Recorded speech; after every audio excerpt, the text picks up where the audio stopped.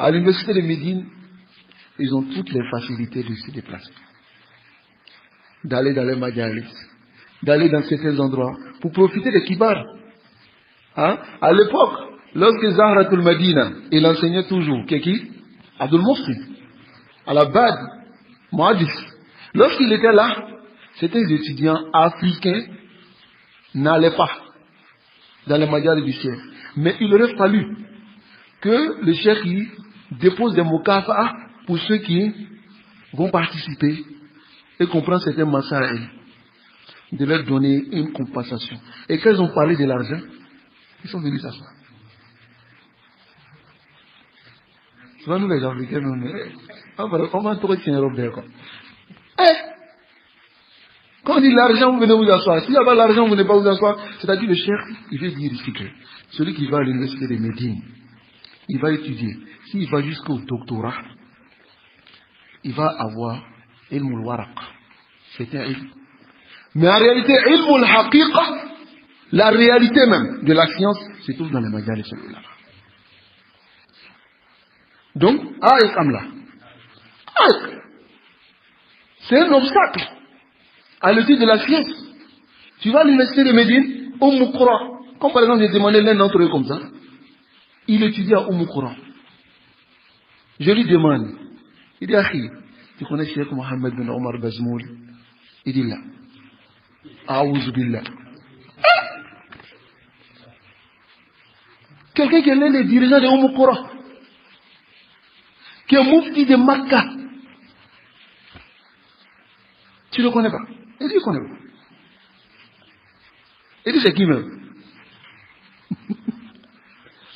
À l'époque, la seule personne qui l'a su puis me dit son nom, c'est notre cher éthiopien, qui est décédé, rahimahullah. Il s'appelle? Adam. Adam al-Éthiopie, al-Muhaddis. Il a un char de Sahih Muslim en 45 volumes. Alim Kebir. Char de Sahih Muslim, 45 volumes. Il a dépassé le monde Nawawi. C'est un alim. C'est celui-là qui disait une fois que Man ahtaju ila doctorat. Il n'a pas besoin de doctorat. Non, il ne sait même pas comment on compose doctorat là-même. Mais il enseigne dans Masjid al-Haram. C'est eux qui forment les doctorants. Al-ilmu la yata'allaqu bi shahada. Ça n'a rien à voir. Shahada, c'est une attestation, c'est un papier qu'on te donne. Après même le papier là, thèse là même, tu vas voir certaines personnes qui vont fabriquer thèse pour te donner. On voit ça ici. Ils fabriquent thèse pour te donner, pour aller passer ton doctorat et puis tu gagnes. On dit, ah, docteur. Zéro en akida. Zéro. Allez voir un docteur qui va dire que le professeur alayhi salam, il n'est pas venu pour appeler à la tawhid ou uluhiyya. Tu l'as déjà jusqu'à dire, attends, les raconte-toi. Hein? Voici la réalité. qu'Allah nous préserve. Donc, le cheikh, il a mentionné ça comme aïk. Pourquoi? Pour ne pas que les étudiants aillent étudier à l'université, ils sont là-bas et ils ne profitent pas des kibars. Après, ils s'occupent d'eux, ils sont avec les sérars. D'autres, à l'époque, ils sont arrivés, au lieu de s'occuper à étudier avec Ibn Baz qui était vivant, Ousseymine qui était vivant, avec qui encore? Albani qui était encore à l'université de Médine, à l'époque lorsqu'il est venu enseigner à l'université. Il était là. Et il s'occupe avec les Salman, Aouda, les autres là. Hein? Les Sirars. Et à l'époque, vous savez, à l'époque, ces Ikhwan, pour faire entrer leur Aqidah dans la tête des jeunes, ils les prenaient dans Majal et Sousiri, dans les assises secrètes. Alors que dans le royaume, toute intervention dans les maisons, c'est interdit. Pourquoi? Parce que c'est là qu'ils préparent leur coup. Mais ils faisaient ces majalis avec les jeunes pour les détourner. Voilà pourquoi le chef Suleiman, il a dit ici. Il dit souvent même, le chef il est là, un grand savant, il veut donner les dourous, et tu vois les étudiants, ils sortent de la mosquée. Le chef, dès qu'il est là, il sort de la mosquée. Ils vont dans Beit Foulan ou Alam. Il n'est même pas connu. Un sarir fi sinni wa fil ilm. Il est petit dans la science et puis en âge. Toi, tu laisses les kibars. Parce que tu trouves que les kibars, ils sont un peu mous, d'une manière, voilà, c'est-à-dire, ils n'ont pas le sang chaud, quoi. Le cheikh, il dit ici, Tanbi, il attire l'attention. Il dit à cette époque, les gens ont perdu le critère. Ça va? Pour connaître ou estimer un savant. Connaître un savant. Alors, ils ont placé toute personne qui a donné une maw'iza, c'est-à-dire une exhortation qui pénètre les gens comme savant.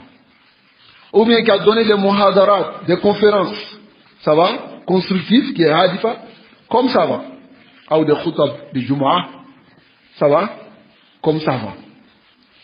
On retourne vers lui pour les fatawa et on prend la science avec lui.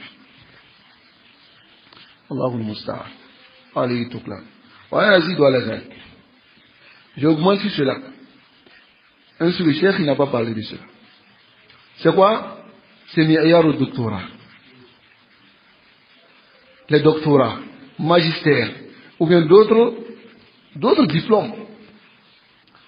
Les gens considèrent cela aujourd'hui comme nihayatul ilm, la fin de la science. Alors que lorsqu'une personne est docteur dans un domaine bien précis, on lui a donné le cela, l'arme qu'il faut pour pouvoir continuer à apprendre. Mais il n'est pas arrivé à la fin. Vous voyez? Il n'est pas arrivé à la fin. Comme l'a dit le cheikh Abdou Salam. Pas Abdou Salam al-Bridis, al-Suhaimi. Il a dit cette parole. Il a dit les gens aujourd'hui pensent que le doctorat c'est nihayatul ilm, alors que c'est bidayatul ilm. Mais au fait, chez nous ici, naqis, on fait qiyas. Quelqu'un qui va à l'école, qui a son bac, après qui va à l'université, qui a licence, maîtrise, les masters et autres là, jusqu'à il fait combien d'années pour avoir doctorat, on le considère en tout cas que vraiment c'est fini quoi. Donc celui qui quitte là-bas aussi avec ça, sera mi ayar.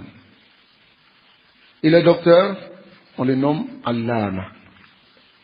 Hein? Allama. Et le docteur, on le nomme Alim.